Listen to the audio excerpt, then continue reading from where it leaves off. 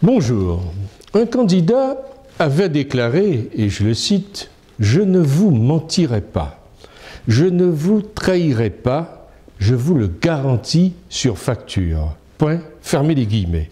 Pourtant, on le découvre aujourd'hui avec l'affaire Big Malion, 14 millions d'euros auraient été imputés à l'UMP plutôt qu'au compte de campagne par le biais de factures, tenez-vous bien, fictives.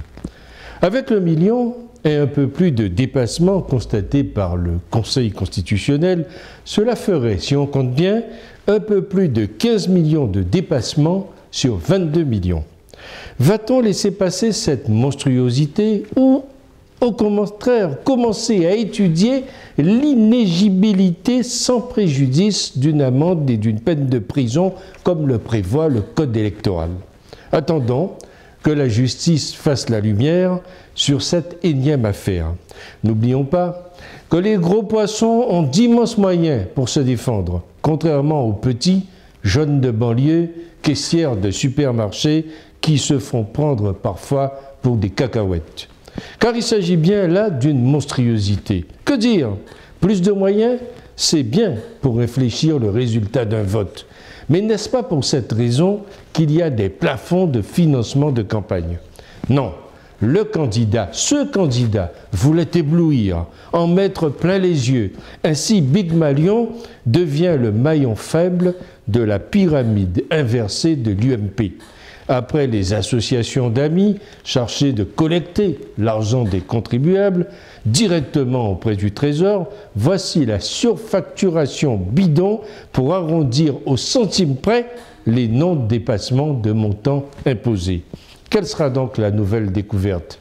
On a reçu la consigne d'une double facturation, une facture officielle et une facture pour l'UMP, confie au JDD un cadre de Big Malion ce week-end.